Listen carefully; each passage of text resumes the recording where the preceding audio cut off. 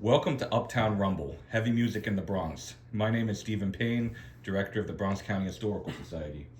Today is February 7th, 2025, and here for another oral history. Should be a really interesting oral history. Enrique, you want to go ahead and introduce yourself? What's up, guys? My name is Enrique Gonzalez. I play the guitar for Trez Muertoz, and I also yell like a dead pig. Thank you. Luis, you want to introduce yourself? Hi, everybody. I'm Luis. I play the bass for Trez Muertoz and bass for Brass Knuckle Brigade. Awesome. And he couldn't make it with us today, but this is Jeo Estrella. He plays the drums for Trez Muertoz. Yeah. And a bunch of, and he dances. Print shirts, stickers. Yeah. Shit, I forgot the name of his company. What is it?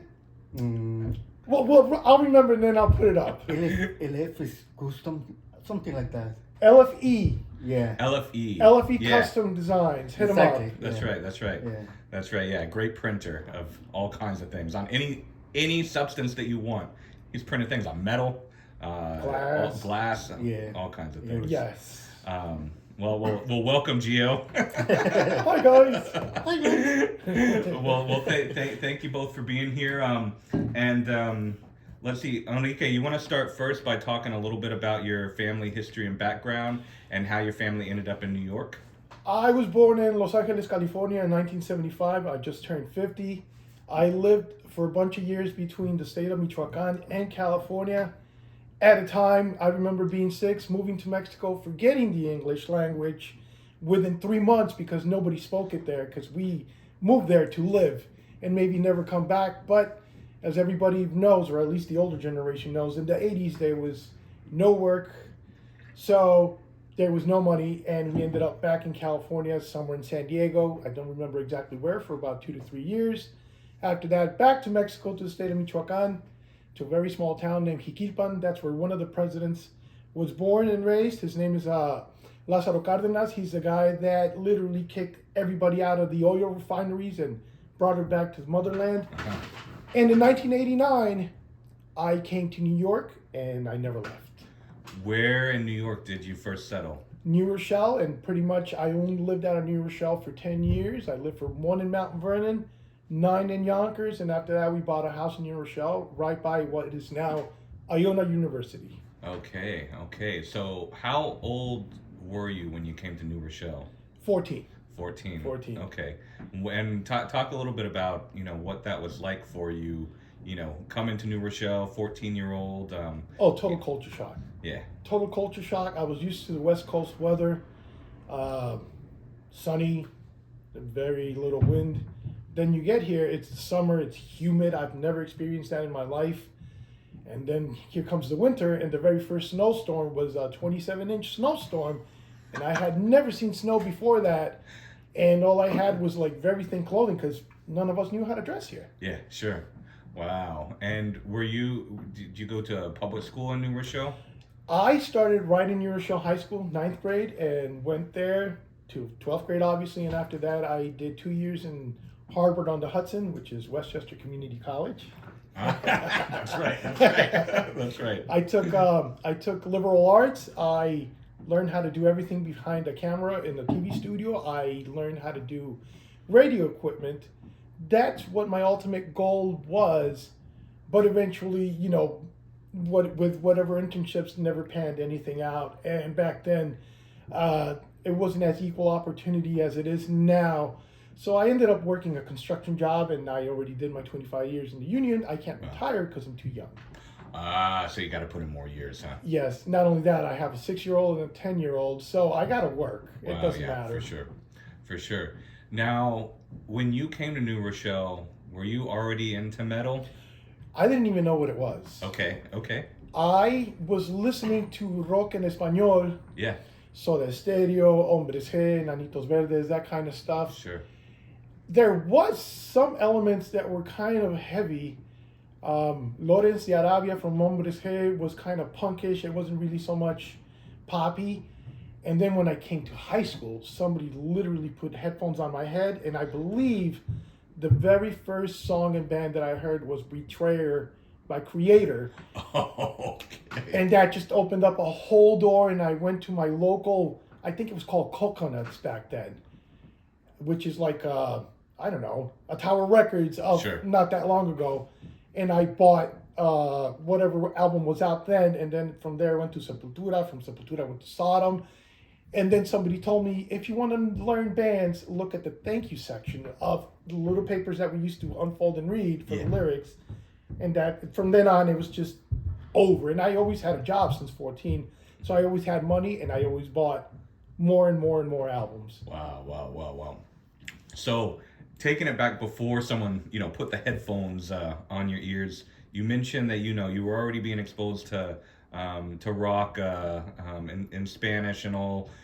What other kinds of music do you remember, like in your childhood, either your family listening to or things that you remember like around Traditional, whatever was traditional at the time, and in the mid 80s, because I remember very clearly my dad. So the way they used to do it back then is the family was home, the father would most likely be in the States earning money to send to Mexico for whatever reason.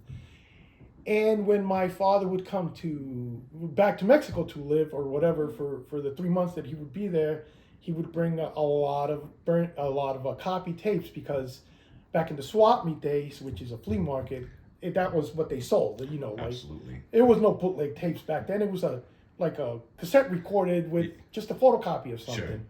And it was Los Caminantes, Los Bukis, whatever was traditional then. Yeah. I see. And were any members of your family musicians, or did they play instruments or anything like that you remember? My dad told me that he tried learning the guitar a few times. He never got any good at it. I had a guitar that used to cut my hands because the frets were not seated right at 14. But my very, very, very, very first try at anything was literally a broomstick with 2 nails and a rubber band. I went to what is now a dollar store in Rochelle. It used to be called Frank's Music across from City Hall. And I bought a pick, because that's all I had money for. And I used to play Milk from SOD or MOD, I don't remember who brought it out, on that stick. Wow. And that was my introduction to an instrument. Wow. And then eventually at 27 years old, I bought my first, with my own money, acoustic, and I taught myself within a year how to play System of a Down songs. And from there, I started writing my own stuff, and I stopped trying to learn, and that's why I'm a caveman with the guitar. Wow. So in New Rochelle, when you first lived there, like, talk some about the neighborhood you lived in New Rochelle, what it was like what kinds of people lived in the neighborhood, that kind of thing. I lived on a one-way street on Bayard, and that's where the Boys and Girls Club was. You would think there was a lot of kids to hang out with, but being that I got here July 18th, there was no school, there was no kids to talk to. Everybody was either at camp or doing something else. Fresh from Mexico, no friends to make it in the school. So there wasn't much to do. I remember my father buying us really bad bicycles that were good enough to ride, and we would go around the block, and that's it. There was a kid that I eventually made friends with that used to live across the street, but that wasn't until September when school started. Sure. Wow. And was the person who put the headphones on your head and introduced you to Kreator, was he a friend of yours that you'd made, or did you start making friends like in that kind of metal community? Yes, so back then everything was pretty segregated as far as high school goes. I think it might be the same still now, but it was like the Hispanic kids, which was maybe 50 of us throughout the whole New Rochelle high school between 89. But by 95, it was more like a few hundred. Okay. And now it's like a few thousand. Yeah, that's right. But, I mean, my very first friend happens to be white. His name is Tracy Beavers, and he plays in a million bands. Okay. He plays in, I guess it said Pariah. I know, chronically incorrect. He's been in so many projects. I can't even remember how many. I don't remember. Leo Slapmack at Deluxe was like a really short project, one show, and that was the end of that. And rest in peace, Mikey, that passed away not that long ago. See You on the Other Side. He was the drummer for the band then. Wow. No, or I don't remember. I think he ended up being the vocalist. I don't remember anymore. I used to smoke a lot of pot. Right? For sure. So, you mentioned one of the music stores that you'd go to. Would you go to other music stores? Would you ever go into like, Manhattan or the Bronx or anything like that for music? I would go to White Plains because I only knew how to take the 60 bus. So there was a few stores. There was a Galleria and there was a record store right where Sam Ash is now, around that area. And I remember very clearly walking into that store, and South of Heaven by Slayer was just released, and it was on the shelves. And I remember seeing that cover and almost shitting my pants, because in my head I'm like, oh my God, El Diablo's going to take me. 14-year-old, Absolutely. very like, doesn't know what the world is still going to church on Sundays. So that brings up an interesting point, because a lot of people will talk about their family's reaction, whether neutral, positive, negative, to the music when they're first getting into it. What was your family like? They didn't care. They didn't care. The apartment that we moved into literally had a living room, somewhat of a room that wasn't really a bedroom, but they turned into a bedroom, and then another little room where my parents would sleep. My sisters would sleep in the other little room, and I would sleep with my brother on the floor in the living room. And I remember the metal magazines came with like a centerfold poster. Yeah. I have a picture somewhere with the picture like it would be behind us, and it would be like Death with Spiritual Healing, like the current lineup, a Kreator with that current lineup in '89. I might have had a DRI or a Napalm Death also. Okay. Little poster, or just simple pages that I would cut out and put, and my parents never cared. Yeah. Because they figured, oh, well, look at how tight we are. Let them have something. Yeah, sure. Absolutely. And do you remember the first show that you went to? First metal show was probably Demolition Hammer at what used to be called Marty and Lenny's, behind the New Rochelle post office. Okay. That had to be definitely my very first one, because it was in New Rochelle. Wow. Do you remember around what year that was? I guess you were still in high school, right? Yeah, that had to be like 1990, 91 at the very latest. Okay. Do you remember who were they playing with? Do you remember? I don't remember that part. Okay. Wow. But I remember Derek was still like diesel as fuck. He had an 8-pack.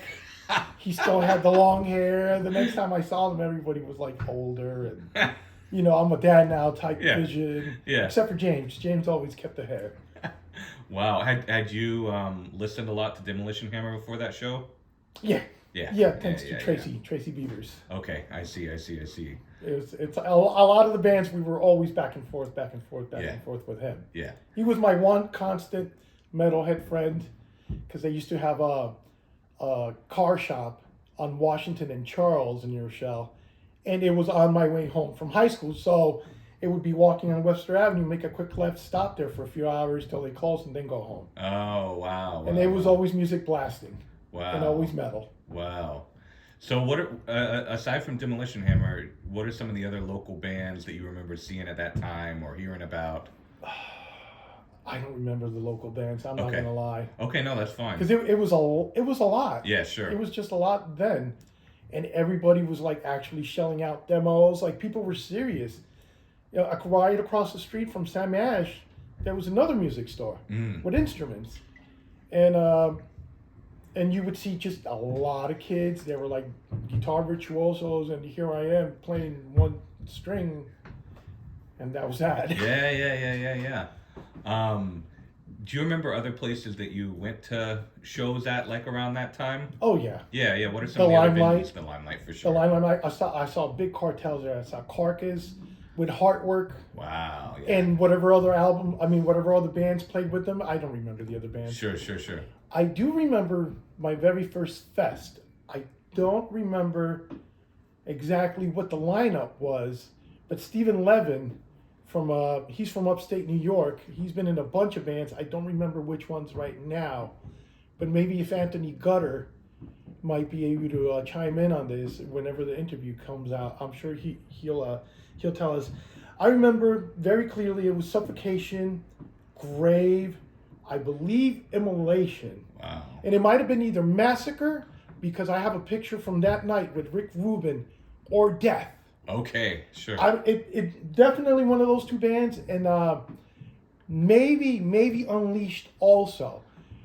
But I could be fabricating it because I remember flyers from Stephen Levin that he would post, who remembers this banger? And I'm like, oh my God, I was there. Wow. Like, I remember being there. I have pictures, but I was 15, 16. Yeah, sure. How much can you remember? That's right. 34 years ago. That's right. That's right. Wow. So, do you remember any venues in the Bronx? I mean, they were all small ones, and they were very short-lived, the ones that... No, around. but I did play bars for certain, like Brutal Bitches Productions. Okay, sure. Alyssa Shemansky, she was pushing hard for shows in the Bronx. That's the shirt. You made it. Okay. Made the shirt. Oh yeah, look at that. The shirt. Alyssa, I could call her now, but I'm not going to do that. Yeah, They're going to be like, you're a weirdo. Sure. I got you. I just found the phone number in my phone. It's still under Brutal Bitches. That's funny. Wow. She's a real estate agent now. You should go to her and buy your house from her. That's great. And what years was she pushing for shows?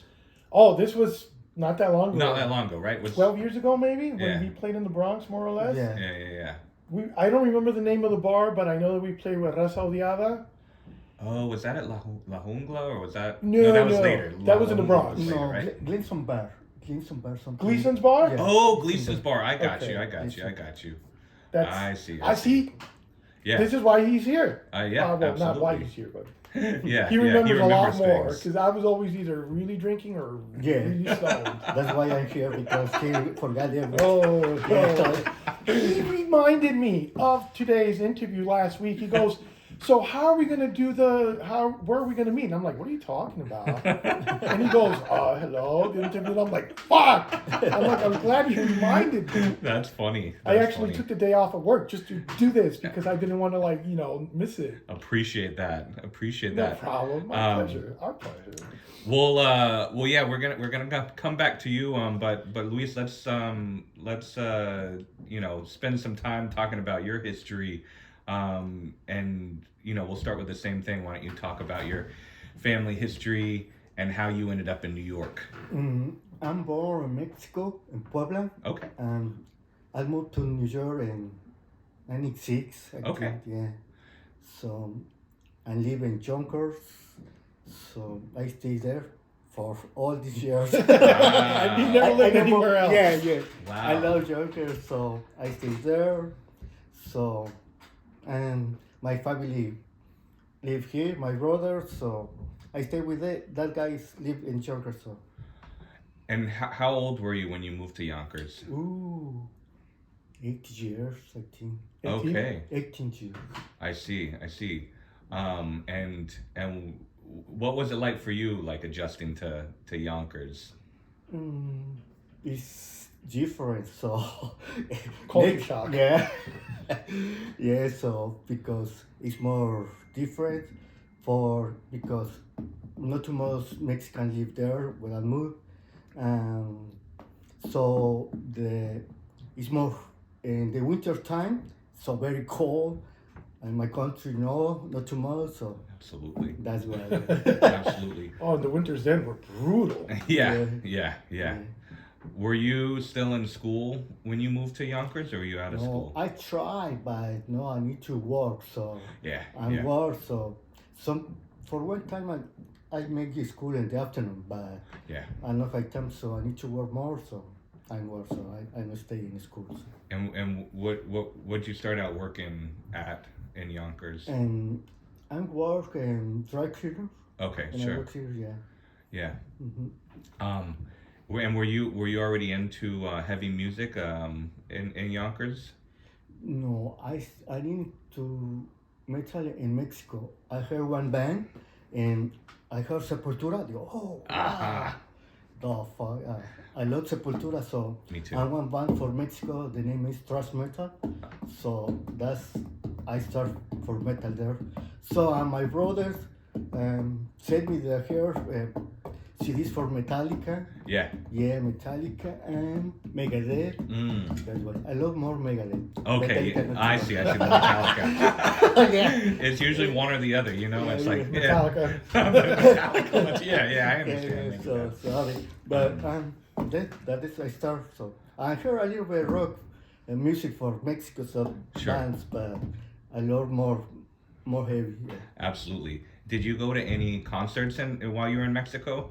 Yeah, my first concert in Mexico is Trez Muertoz. Yeah, okay. Nice. Wow. That was sure. I love that. I love that guys. I love how play the bass that guy. I love it. I love more because it's three brothers in the band. So my dream is all make a band with my brothers, but I never. I don't like to play. So. And how old were you when you first heard metal the first time?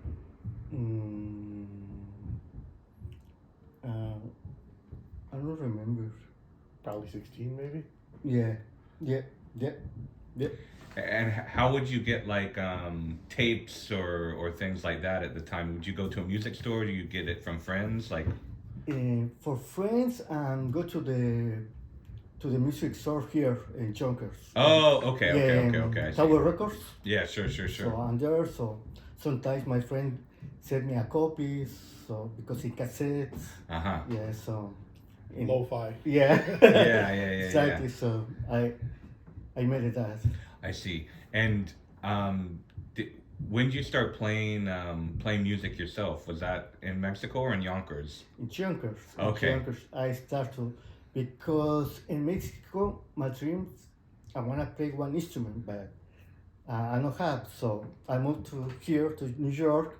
So in Yonkers, I tried to buy one guitar. Yeah. But my body said no.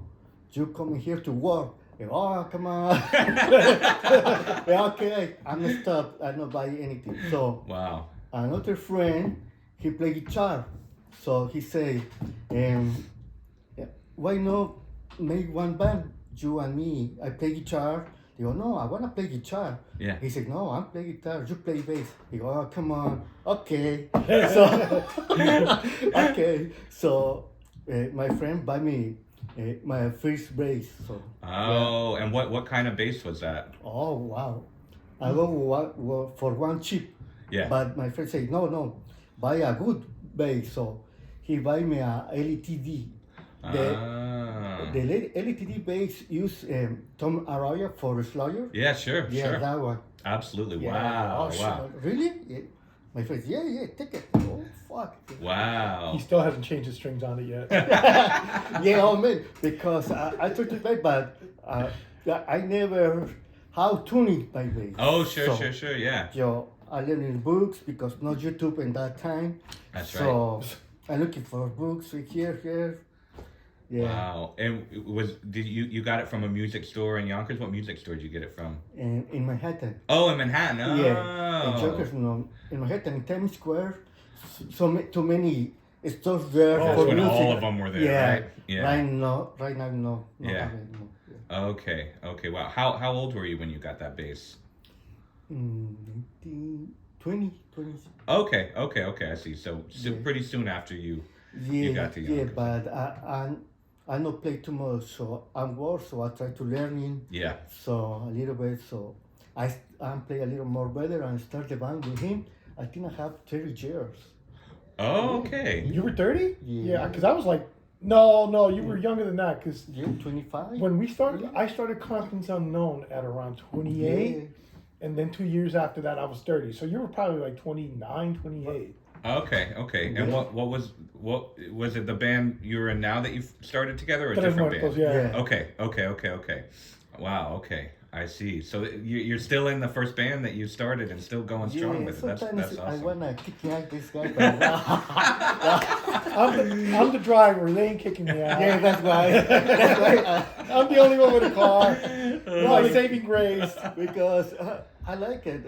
It's my brother, so come on. Yeah. So many problems, but we talk with him. So it's, every band I have that, but it's good gimmick with that guy. Uh-huh. Oh, I don't wanna lose because I play with other bands, cover bands. Yeah, it's sure. so hard to make a band. So to make it work. Yeah, exactly. With this guy and another guy, work so good. Just smooth sailing. Yeah. That's great. That's great. So why don't you talk a little bit more about like the metal scene in Mexico and what it was like and all of that, because it's huge in Mexico, South America. Like metal's such a huge thing, and sometimes people in the U.S. just have no clue about it. So as much as you want to share about like what metal was like in Mexico, what it's like now, I think that's an interesting thing to talk about. There's too many bands in Mexico and everything, South America, Colombia, everything.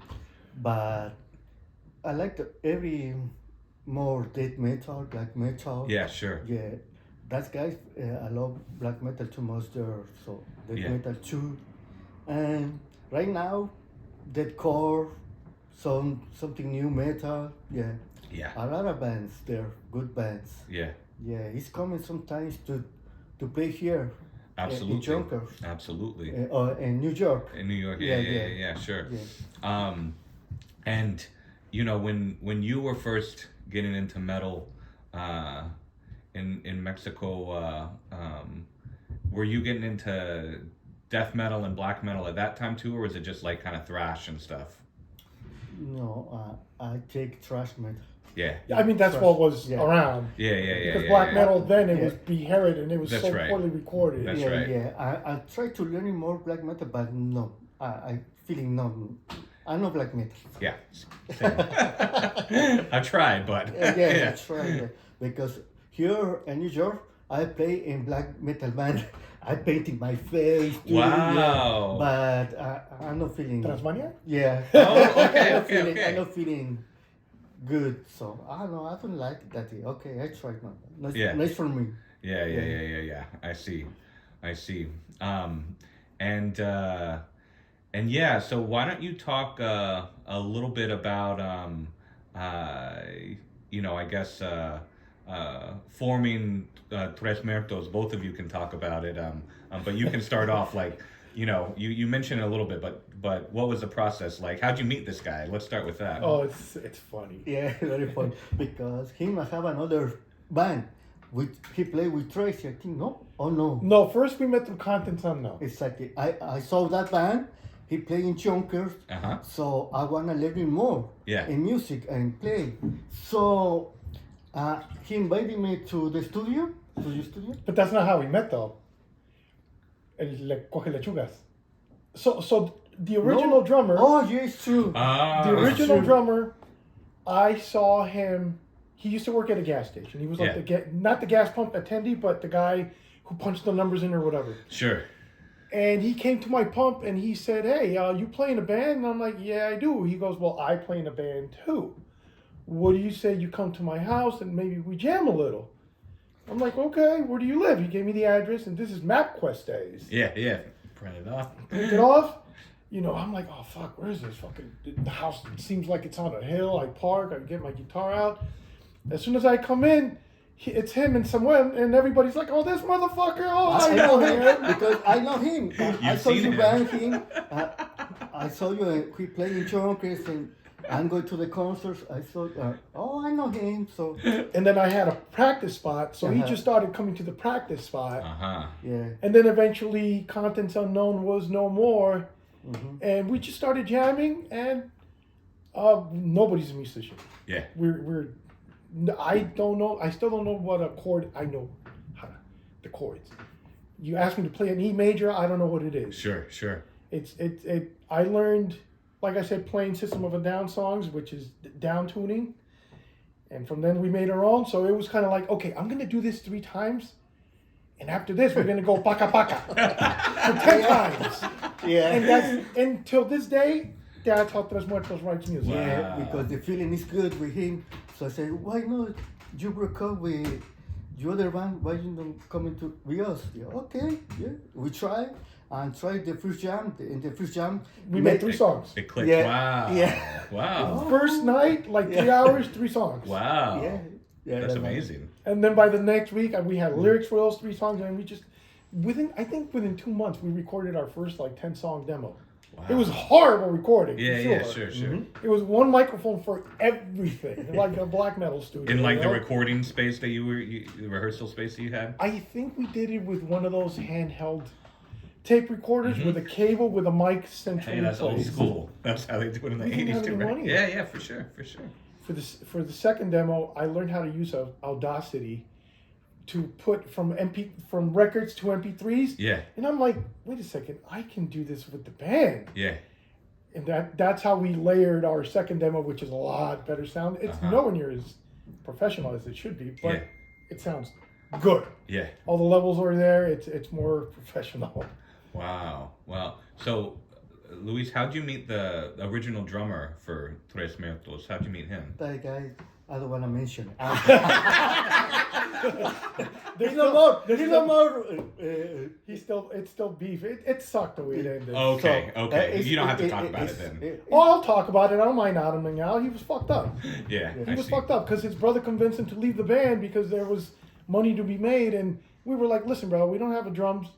Lend us the drums till we find a drummer. Once we find a drummer, we'll give you the drum set back with brand new skins. Yep. The way you gave it to us. And he was like, oh, let me think about it. Once we got to his house after the very last gig, he was like, let me take my drums out. And that was that. That was the end of that. Wow. Yeah. And then the new drummer, he was very interesting. Supposed to be is my best friend. I know him long time ago when I come to New York. Yeah. Yeah, and I'm going to him to concerts, everything. Going to Tower Records every Sunday to found the music. So, and that guy said, that's why I don't mention that guy. I see. I mean, to be honest, he pretty much used us to a point. So that was that. Yeah, that's too bad. That's why. And then he found out a lie that we were supposed to open for Morbid Angel, and then he reached out to us and was like, you guys mind if I play 2 or 3 songs with you on stage? He wanted to but no. So then I want to mention my other best friend. Yes. He going to play drums. Oh, we should have played it. Here, let me bust out a picture. The name is Carlos Nunez. Okay. From Salvador. Sure. He plays drums with the other guy left. Yeah. Yeah, and he start more strong the band. Yeah. I can't see the letters. Yeah. Wow. So he played good because he helped us too much. Because I have good opportunity to play with a good band from Argentina. Yeah. To play here in New York. That's the other drummer. His name is Carlos Nunez. Yeah. Very worthy mention. The name is he going to stay? The band from Argentina is Malone. Okay. Yeah, it's very famous. Absolutely. So. Sorry, it's gonna only have 1 week for learning all the songs. Oh my God. Oh, he do it. Wow. He did it. He played with a walking pneumonia. Yeah. Oh my God. Exactly. Yeah. We literally practiced, I believe, 3 times, and then it was at the Copacabana in Manhattan. Yeah. And as soon as he played, he was literally dying. Then he went to the hospital, and that's when he found out he had a walking pneumonia. Wow. Mm-hmm. And he's from Yonkers, or he lives in Yonkers too, or lived in Yonkers? Yes. Yeah. Wow. He literally lives in I don't know if they're technically projects or not, but where they filmed the latest version of Gotham. Oh, okay. For the TV series. Yeah, sure. It was right in his the court, I guess it's called. Yeah. That's where he lives. I see. And how'd you meet all these guys? Just going to shows and all, or what way did you make friends with some of the other metalheads in Yonkers? My now wife was friends with Nunez way before I met my wife. Oh, okay. And we all had metalhead friends in common. Yeah, sure. I see. Me, I don't show him. He have another band play with you in one concert. At Sal's restaurant. Exactly. So I saw him and talked to him. So in next year, so I saw him. Hey, what's up? Hey, what's up, man? He say, I want to make a band. Okay, you play the bass and play guitar. He said to me, okay, but I'm going to play with him. oh, he's very good. That okay, this is the song. They go, come on, man, it's slowly because just yeah, exactly. Yeah. Yo, and then in that time he said, oh, the rhythm is here. Okay, so that in that time I remember he played drums. Oh, I called him. Hey, you wanna play with us? Okay, yeah. Wow. So, what was the first show that you played with Trez Muertoz? Wasn't it with Dan from No Remission? Yeah, Well, the first real show with big bands. No, there was another show that we played at a library at the college, at that college in Dobbs Ferry or. No, the first one is in Yonkers. It was at the Haunt. Yeah, exactly. Which is now the first was in Yonkers. It's like a where gym Vital now. Remains. It was Vital Remains. Yeah. It was Monstrosity. Oh wow. It was, I think it's Orion. I don't remember. I think the name is Origin. Origin. Origin. Okay. When the bass players still had hair. I'm not saying it to disrespect. I'm just saying I remember him because he was like a beast. I remember Vital Remains, the other band. Vital Remains also. Yeah, I remember that because I have the video with Tony. So yeah. Oh my God, this guy. Because it's my first show. Yeah. I played with that guy. I love the band. So yeah, sure. He would hunt anybody from any band down and say, hey, would you mind giving my band a shout out? And that's how we got a lot of videos like, hi, I'm Tony Rosario, I'm here with Trez Muertoz and all this stuff. Yeah. That's awesome. He's got Tony Campos, he's got the poor guy that passed away, I forgot his name. Who was it that passed away? Oh, yeah. El que dice, no valos verga. And the bass player for Divine Heresy. Oh, Divine Heresy? Okay. Johnny Payne. Rest in peace. Okay. Sorry, I didn't know the name. Wow. And what year was that you played your first show, if you remember? Probably 2007, maybe 2008. Okay, somewhere around there. It's fuzzy. No. Because I met, maybe not, because I met my wife in 2005, so, and she already knew that I was in band, so maybe a little earlier, 2003 maybe? It's so fuzzy. I know, sure.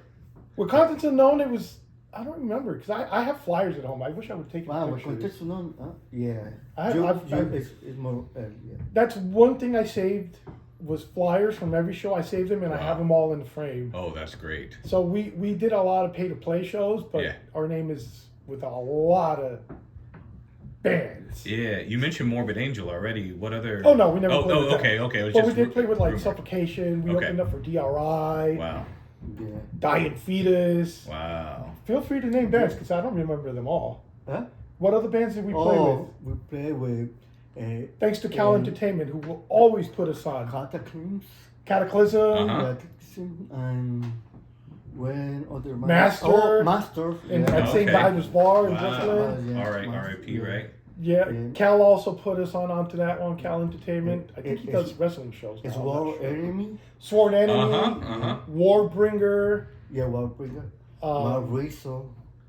The guitar player for Soulfly. Yeah. Wow. I mean, the list is pretty big. I just can't remember them all right now. Sure. I'm sure they'll pop up. Yeah. Are there any? I think Mortician too, but I'm not sure. Yeah, Mortician. Yeah. Wow. The same with DRI and the same. Thanks to Geo, obviously. Yeah, sure. And Lou Entertainment from Sub-Zero. Yeah. Lou Leukemia Labs. Mm-hmm. Yeah. And Cal Entertainment, I had already mentioned him. Mm-hmm. Who else? Ed put us on the show, I believe. Ed was with Cal Entertainment for that Master show. Okay. We played with one of my personal shows was with Jesus Christ, Eat the Turnbuckle. They played there at the Paper Box, I believe. Oh wow. That show. For Kevin is. Oh no, who made that show? I don't remember anymore. So many guys. Kevin. Was it Kevin? It's the Signature Riffs. Signature Riffs. No, that was Vinny Vecchiccio. Exactly, that guy. Now that we mentioned him, we played, I think, a few shows with him too. And if not, we definitely went to a lot of his shows. Yeah. Pungent Stench, he brought Pungent Stench. He brought a lot of big names. Yeah. A lot.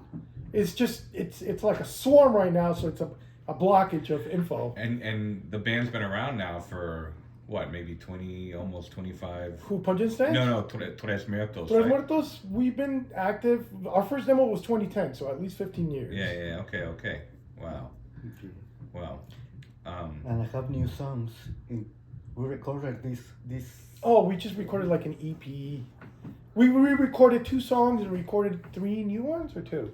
And 2 new ones and 2 old ones. Yeah. 2 re-records and 2 new ones. Oh, okay, wow. And one of them is currently circulating on YouTube.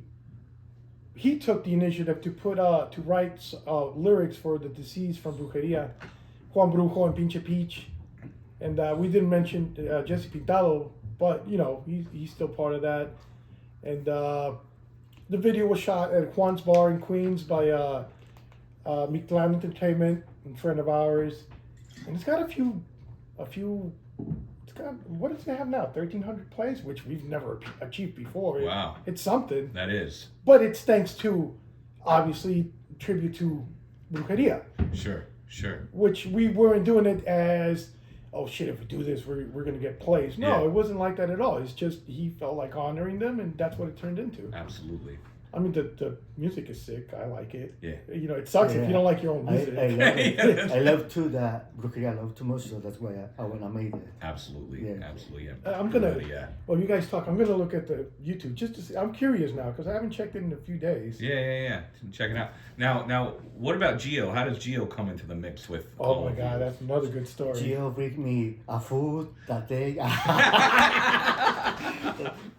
Jeo, talk too much. He said, "Oh, hey, what's up, guy?"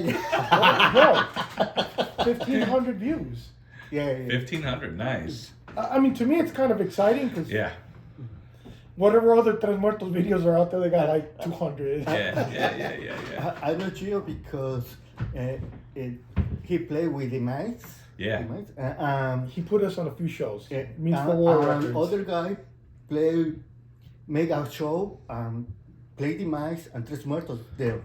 So, and they're, oh, what's up, man? Hey. He eventually took us to play Boston. Oh, okay. With I think he played there. I don't remember, but Juan, I don't remember his last name, from Untombed, was another band on that show, and it was fun. Wow. Yeah, that's why fun. And made Jeo. And that's how we met, and right off the bat we clicked. Yeah. Which is for him unheard of because he's kind of very private guy. Yeah. But we vibe right off the bat, and I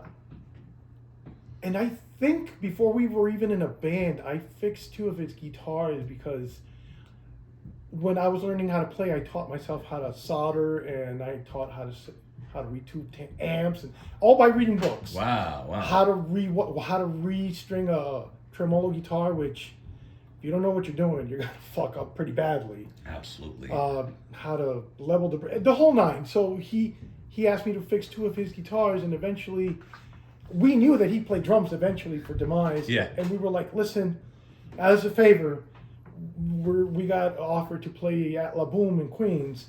Would you be willing to play? I think we jammed 3 times and we learned the songs. Wow. Yeah. And that's how it turned into a permanent thing. Okay. Because we were like, yo, we love you. We vibe with you. You are the chemistry that Trez Muertoz has. What do you think? And then it turned into a band. It turned into him being the permanent drummer. Okay. Wow. Yeah, he plays every instrument, right? It's pretty much. Yeah, Except the accordion. Except the accordion. He probably plays that too. Los caminos de la vida. He played that. Wow. So, Enrique, you've mentioned, maybe a couple of shows that stand out with Trez Muertoz, but are there other ones you want to talk about? Ones that are particularly memorable? Oh my God! When Carlos Nunez was still the drummer, here we played Silver Spring, Maryland on a Friday, and Saturday we were destined for Charlotte, North Carolina. Now we're driving. We're drunk as fuck. Maybe I'm disclosing a little too much, but it was back in the day. I drove when I shouldn't have. And we made it to, I think, one of the Virginias. I don't remember how the map goes, but we were at a rest stop.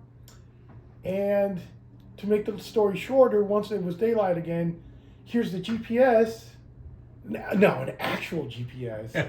TomTom. It was TomTom. Oh, wow. Yeah. And here comes a hill, and everything's beautiful. We're like, wow, this is so cool. We cross the train tracks, and it's the trailer park. Uh-huh. And Carlos is recording. He has the video somewhere, and he's like, yeah, we're about to cross these train tracks, and holy fuck, we're going to die today. Then we get to the trailer park. What was her name? We were going there for a birthday party. Nobody offered. Just, you guys want to play? Yes, we will. And we just left. I think the name is Karina. Karina, that's right. Okay. And we showed up to, it was literally somebody's trailer house. Wow. And the spot that was supposed to be for the drum set was literally the kitchen floor. Yeah. And behind the snare stand was the giant pot of pozole or whatever kind of food was there. Yeah. So as he's setting up, people are trying to serve themselves, and he's annoyed. We're playing. Oh, that's fucking But fun. now comes time for the actual playing segment of the night. You know, the other band played. Everybody's like, yeah, having fun. We start playing, and we feel the fucking thing is going to come off the wood chocks and fall down the hill, which was right next to it. The little fence that separated the living area with the kitchen area literally looked like this. It looked like what you see at walk-in when people are like with the... It was phenomenal. Wow. Beer bottles were broken on people's heads. It looked like a Western. Yeah. To me, that was by far the best Trez Muertoz show ever. That's amazing. Yeah. How many people did they cram in there? Probably like 30. Oh my God. Wow. There was not enough room to breathe, and they made it happen. Mm-hmm. Wow. And it sounds like there was a pretty active pit going on. Oh my God, it was violent is not even the word. I mean, people had bruises on their ribs from like that little fence. Wow. That thing was pretty sturdy, and by the end of our set, it was literally just leaning. Wow. Yeah, very awesome show. Oh my God. The bathroom broken. Yeah. And then after that, like a lot more people started showing up, and it was like kind of like a rough crowd, and we were like, look, I don't know anybody here. I'm pretty drunk. We don't have to drive tonight, but we should get out of here. Yeah. And they were both like, yeah, let's get out of here. So now I'm driving, and I'm starting to like feel like, oh fuck, this is so irresponsible. And I said, listen, let's go to this motel, and that'll be that. We go in there, and Carlos is trying to get cozy in his bed. It was 2 beds. It was a no-tell motel. It wasn't even a real hotel. And this guy, he's sick as fuck. Yeah. I'm talking. Flu. Oh, he had such a bad flu. Oh my God. He was breathing in, and Yeah. I come out of the bathroom in just my underwear because I'm fucking hot as hell. And here's Carlos like putting his covers on, like, what the fuck's going on?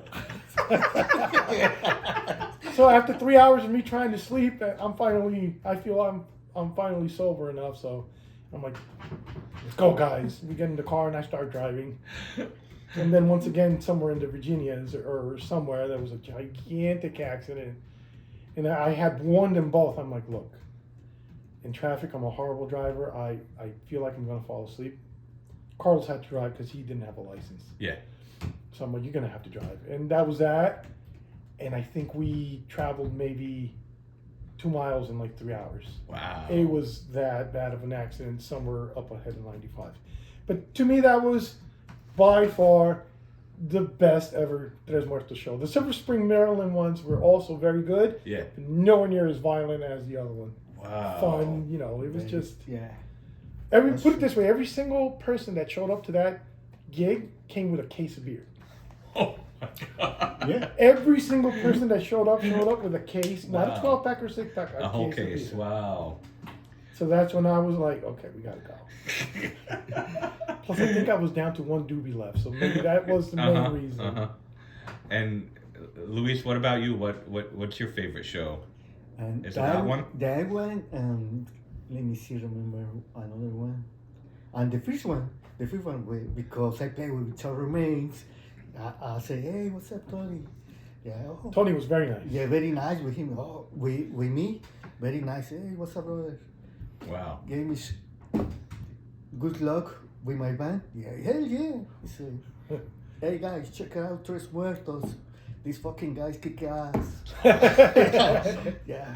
Wow. Oh, I used to be so embarrassed because he would make the people say, I'm like, bro, come on. Yeah, I love that shit. Because every guy made that. Yeah. Wow. That's my favorite shows because I never supposed to be playing in a band. Yeah.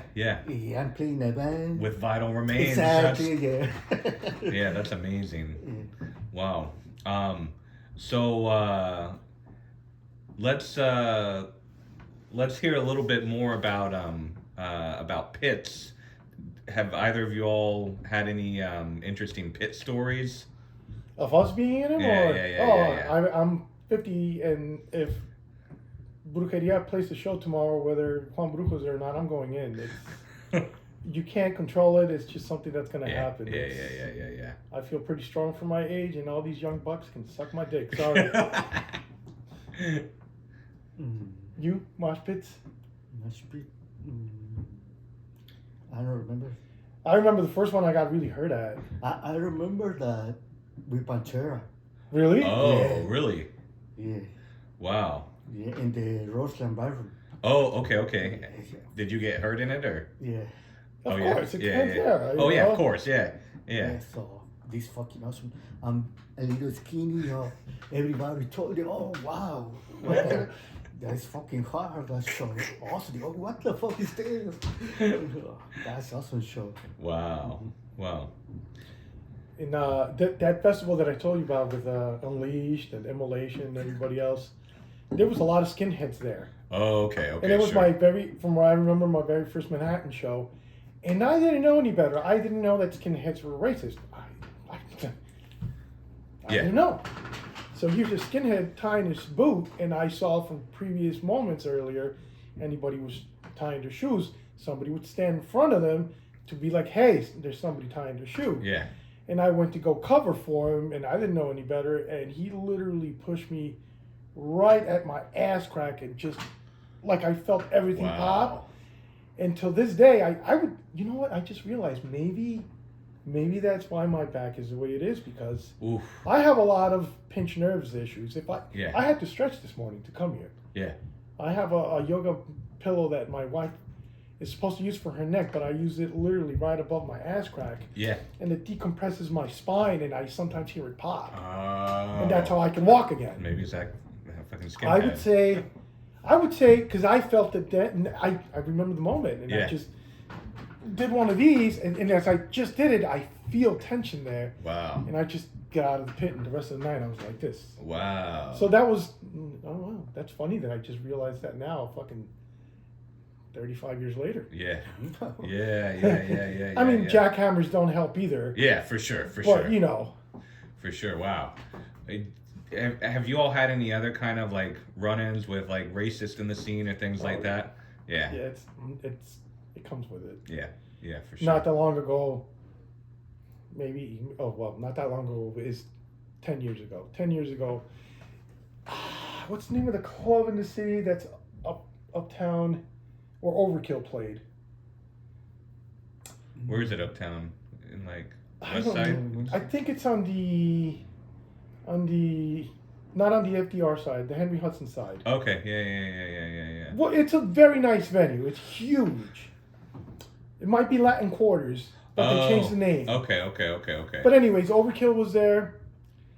And, you know, when you're outside the pit, it's known you're going to get bumped into. That's fine. For sure. But, you know, I'm talking to somebody and I felt an elbow, and I turn around and I see who it was.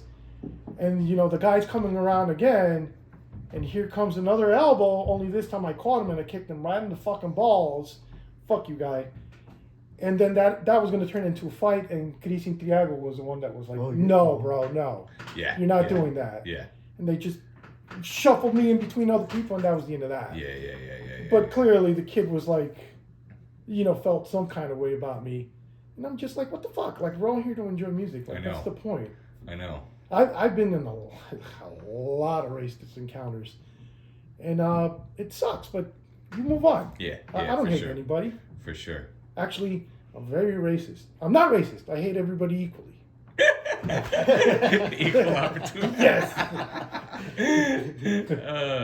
Yeah.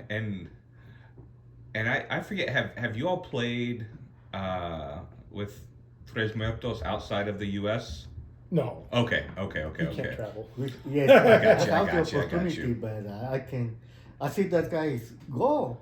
Another guy play the bass, but that's why no one. So for me, no problem.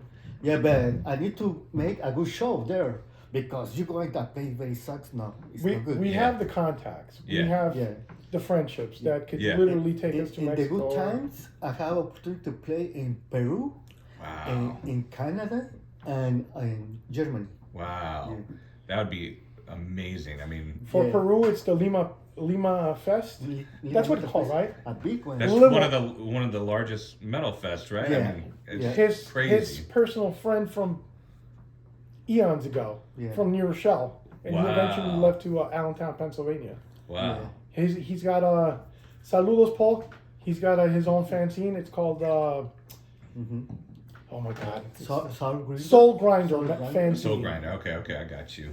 Yeah. And he does not. I don't know how active he is now because I don't really pay attention to social media, but he had a pretty good like unity thing going with the Philly area bands. Yeah.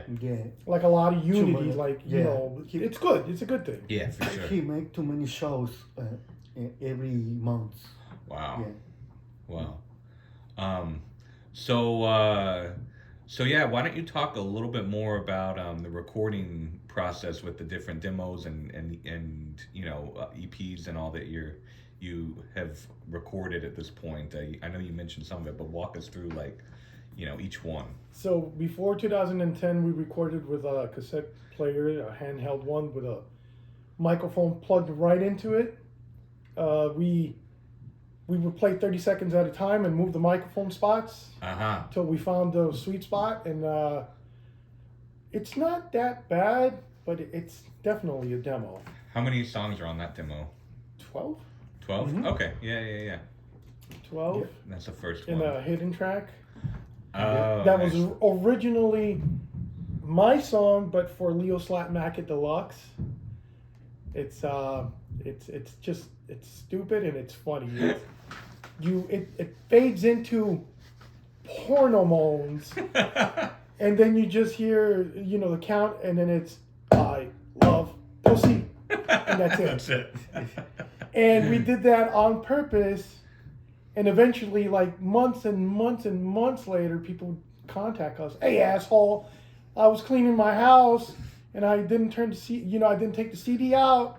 And it's a minute after the song it finishes playing, and here comes that part, and they're like, "My mom was in the room." So that was that one, and then with Audacity, our engineer friend who used to do that for a living, his real name is Pedro Pereira. He moved to Florida. Saludos, padrino, and he literally helped me. Like, he equalized my mixer. It's I think a Behringer mixer with 24 channels. He did the equalization. I put the mics on everything, and I pretty much mixed it. Okay. I see. So if somebody doesn't like the 2012 songs the way they mixed them, I did it. No previous engineering except for when I went to school, but they didn't teach us that part. Yeah. So it's for an MP3 program, like now people use it for actual recordings. Yeah, sure. Now they apply it for that. But when Audacity first came out is when the Newmark TT USB turntable came out. It came with the software. So you would plug your turntable to your laptop, spin your record, and there would be one continuous track. Yeah. And you would have to separate each one, label them, plugins, the whole 9, and I That's learned right. how to do all that by myself, and that's how the 2012 demo got recorded. I see. But I can never figure out how to get rid of the analog noise that comes with it. Sure. It's like if you pay attention, you will hear it in the background. Yeah. Slightly, right? Wow. I mean, I know it's from connecting. Yeah, sure. The what is it, eighth of an inch plug, or I don't know, whatever size it is. Yeah. It's from connecting those. That's what did the grounding, really. Sure. And how many songs are on that demo? I don't know, 6, 7. And did you? The 2012. 8. The first one, 6 songs. The second, I know the. No, el demo casero doesn't really count because it was just like a jam. 6 songs. The second one is because it's 6.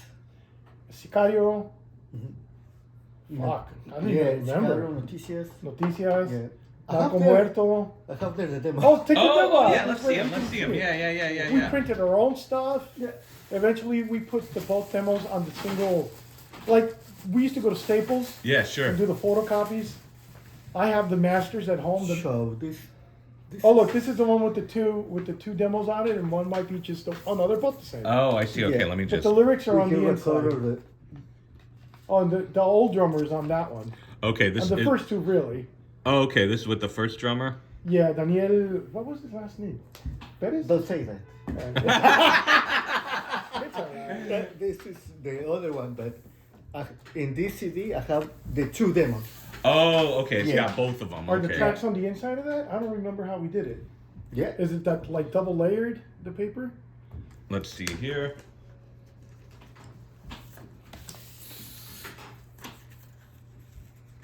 Yeah, it's. I mean, this is back from whenever you used to do your own things. You Yes, know? absolutely. And there's clearly we have a thing going with Jesus Christ. One has a chainsaw, the other one has an AK. I love Both it. his ideas. Love it. I was just like, no, man, I'm gonna go to hell. I remember I say no because my man with me. Come on. it was definitely like a shock thing. So Yeah, it did sure. turn a few heads. Like, oh shit, Jesus got an AK, you know. So there's those 2 demos. There's the EP that you all just recorded. Yes. And anything between those demos and the EP? No, Okay. there was a lot of years of radio silence. Okay, sure. So the very last time, so whenever we had the problem with Daniel, then Carlos came, and then we wrote 2 songs. El Not too Puerco. many songs. Well, we wrote a few. El Puerco. Nada fácil. Nada Fácil. No, Nada Fácil No? was recorded Oh. in 2012. El Puerco and Secuestro. Secuestro. And a fun fact, if our title is in English, the lyrics are in Spanish. Okay. That's just the way I we see. did it. I don't know why. Okay, yeah. And we try to do half English, half Spanish Sure. on the demos or Sure. the recordings. It's just what we did, and we kind of want to stick to. Absolutely. We don't know why. That's more me than anybody else. Sure. But I don't know. I want to cater to both because I can be a lot more aggressive with either the style and the growls in Spanish because I don't have to concentrate on pronunciating anything, even though English is it is my second language because I forgot it Sure. at one point or another. Sure. And you certain words I butcher really badly. Yeah. Like I once, this is for Tracy Beavers, I called it urine instead of urine. Hey. And it was like the laugh. Stuff like that, you know. Sure. It slips. Yeah, I mean, English makes no sense with pronunciation. There's no rhyme or reason to Like it at the all. way you spell it between here and for color between here and the UK. Yeah, the UK I know. has a U, we don't. I know. It's completely made up stuff. But that's how I learned how to spell English. I used to read the books in Spanish. Oh, if that sure. makes any sense. Sure. When we were in Mexico and I forgot the English language, my mother would fucking whip us. Wow. Yeah. Well, not Yeah. literally, but she would here's the book, read it. Yeah, sure. And I would literally read it in Spanish, and that's how my spelling is immaculate. Yeah. Thanks to that. Wow. Wow. So yeah, Luis, I want to ask you about Brass Knuckle Brigade in a second, but before I do that, Anything else about Trez Muertoz that you all want to talk about? That stories that you haven't had a chance to share yet? Anything that we haven't really touched on yet? Not really. I mean, you covered all the topics. I'm just very happy that you're interviewing us. This is awesome, and thank you for the opportunity. Yeah. Thanks for what? Geo, you wanna say something? Mama. Well, before we do Brass Knuckle Brigade, let's hear what you want next for Trez Muertoz. I am very relaxed. I don't push for anything. I don't bring anything up. I pretty much, it sounds like it sucks, but it doesn't. I just show up and I comply. Why? Because these two guys have nothing but awesome ideas. He's an extremely good marketing genius. He's the Mexican Gene Simmons, minus the money. Geo has extensive, knowledge on touring. Make sure that is one thing I want to mention. One thing I do want to do with Trez Muertoz is do a month-long tour. I don't care where or how. I just want to do it to get it out of my system to see what it is, because the most I've been out of the house is 2 nights in a row. Yeah. Or 3 really. But it's not a real tour. Yeah. I wanna be tired and smelly. Kinda. Not really smelly, but you guys get it. If whoever toured, maybe you're like, nah, you don't want to do that. But the only reason why we never did it is because we didn't have the material to sell or any of that. Sure. Yeah, because never we have that point to record it very good. Yeah. It's only a play be fun, because I love play. So I never say, oh, we need to record this. I wanted that long time ago with him, but that guy say, come on. But now we got a somewhat pretty professional recording with really good sound.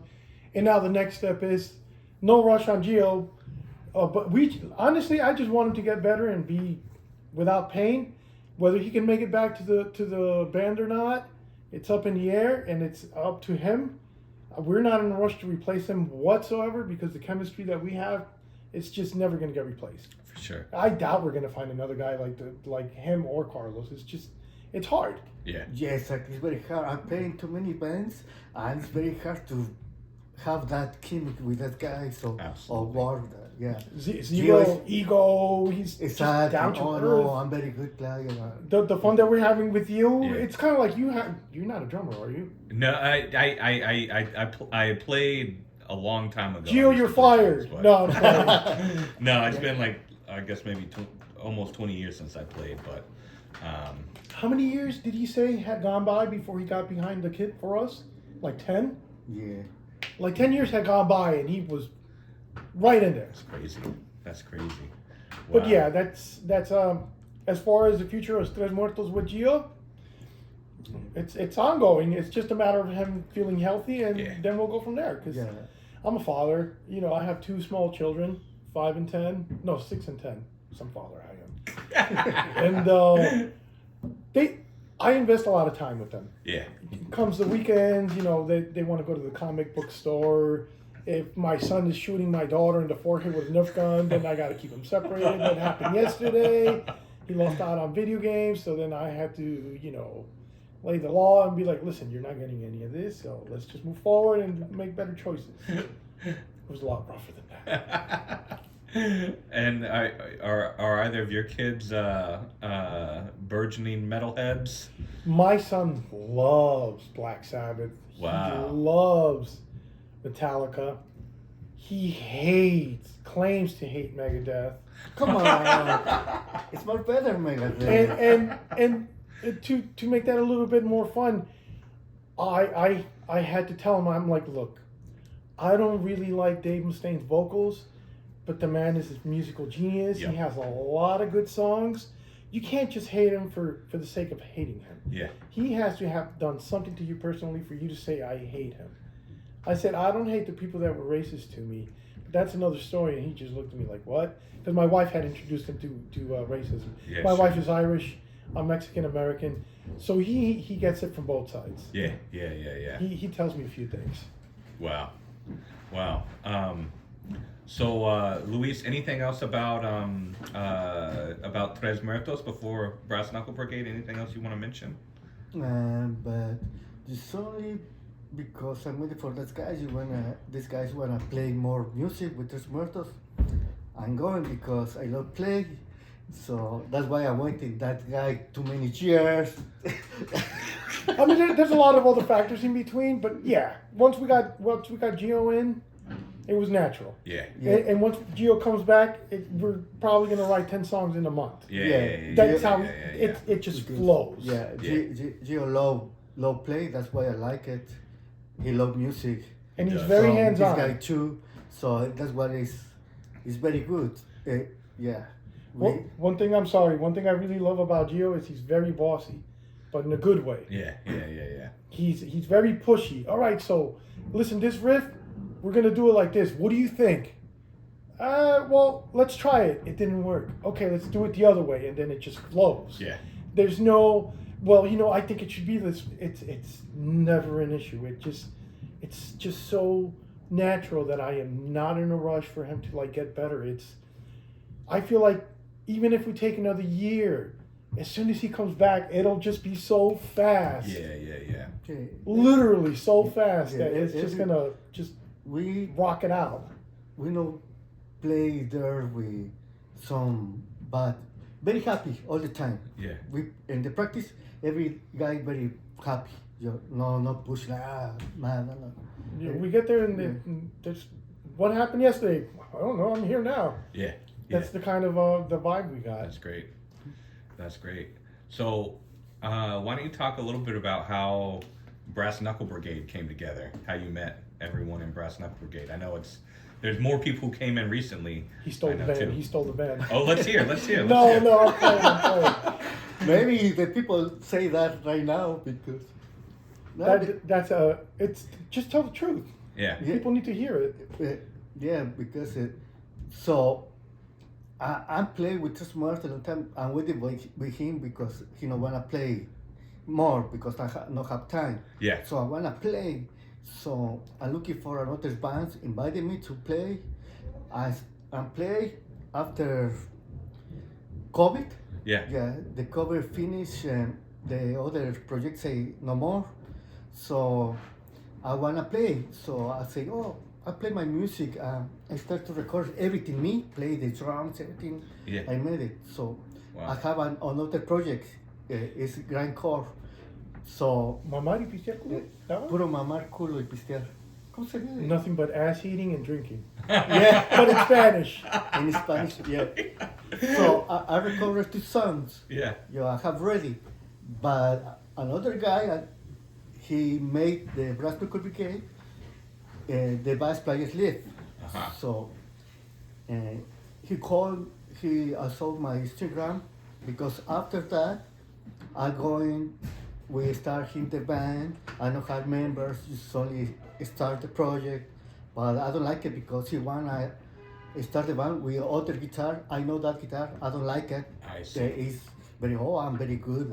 That so kind of thing. Too many egos. They go, no, I don't play with that guy. Not him. Yeah, not him. I leave. I'm not going. I'm in the project. Yeah. So 1 year, the bass player leave. So he said, "Me, you wanna in?" Okay, I try. I check the other guys. You don't like the other guys? Yeah. I don't stay. Yeah, I don't stay. So the other guy, yeah, but the one guitar very bad. Yeah. I never going to the practice. No have the money for the rent. Oh wow. So Oh, that's right. You owe me rent money, bitch. It's true. It's true. So I wanna leave to VKB, but I stayed. Okay, one opportunity more for that guy. Yeah. But no, the drummer is very mad with the guitar. He say, so no more with that guitar player. So he said leave. The other guitar mad because he's a good friend of the other guitar. So the band broke up. I see. So he said the drummer, oh no, what happened? he very sad because he said to me, "You stay with the man." I don't know, man, because I don't like lose my time. Yeah. Yeah, it's not good. So I had my other project. I leave my other project with this. I lost this time, so I don't know. But I think and say, okay, do it. Yeah, sure. Yeah, let's go. I'm looking for new members. He know another guitar player, so I not found the vocals. So he said, "Oh, I know the guitar player for Billy Club Sandwich." Do you know the guitar player for Billy Club Sandwich? They said, "No." Billy Club Sandwich. Yeah, Billy it's Club Sandwich. the vocals. I know the vocals. Yeah. You go, oh, yeah. Martin. Yeah. But say to him, hey. Ask him is what he said. Yeah. Exactly. Yeah. He said it, and Martin says yes. Oh. So I'm very nervous because I know that guy is legend. Yeah, he is, right? Yeah, so I know play good, so He felt like his skills weren't up to par compared to to Martin and Billy Club. Yeah. So I saw him. We practiced the first time. Martin liked the project, so I stayed with us. So that's the start with Martin. And Martin said the other guitar sometimes is not good, so I'm looking for another guitar player. So Martin said, "Motley, really? Okay." Molly said that. So the project I wanted another guitars, 2 guitars in the project. So the drummer put on Instagram, I'm looking for another guitar. So Jay saw that, asked to Martin, come on, and that. Wow. Yeah. And I know, you released the 2-song little EP, Ojo Cerrado. That's just is beautiful recording and quality and all of that. It's like, wow. Yeah, everything recorded good. For Joy, right now, for that guy play in Cropsey. Yeah. So right now play with us in drum, and he recorded that songs. Oh, okay, I see. Now he's the new drummer for BKB. Ah, okay. Yeah, because the other drummer live. Yeah. Wow. So it's amazing because Brass Knuckle Brigade has, it's like an all-star cast. There's Trez Muertoz involved. There's Billy Club Sandwich history. Irate. I mean, exactly. and now it's like oh wow. with the new drummer too. Wow. And it's funny. Sorry to interrupt, but did you know that Billy Club Sandwich used to practice where we practice now? Yeah. Oh, wow. Yeah. We're pretty much across the street from the new Rochelle diner. Yeah. That's true. That's where we are. Mm-hmm. Wow. It's amazing because we all know supposed to be. I play with fun. Yeah. And now I play with us guys, professional guys. Yeah. Families, going tour for everywhere, Tokyo. Yep, I know. Wow. And what was the first show with Brass Knuckle Brigade? It wasn't that long ago. I just forget where it was. What was the first show? Do you remember? The first show with Martin at Motley and Jay. I think I remember where is the first show. Was it the one in New Jersey? Wasn't there one in New Jersey? I think New Jersey. And then I know you played in Connecticut. It's the second one, I think, in Connecticut. Yeah. And then the in first Brooklyn, one maybe. In New Jersey, in Meatloaf. Oh, that's right. Yeah. That's right. And I know you have a show coming up at the Bowery Electric, right? Yeah, I believe. They're gonna destroy that. I know. I wanna play in their bar all time ago, but I never played. But yeah, it's coming. It's awesome show. In May, right? Yeah. Wow. So before you started, the project, and before you or before before you got involved in it, were you also into like hardcore a lot in the past? Oh yeah, I love hardcore too. Yeah.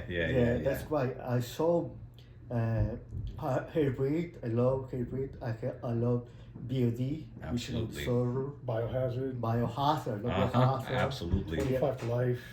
So many good ones. Yes. I was in a lot of those shows. You too, huh? Yeah. I love hardcore. And not with him. We didn't know just each other separately, there. right? Yeah. I love too many hardcore bands. I love hardcore. Yeah. Doggy Dog.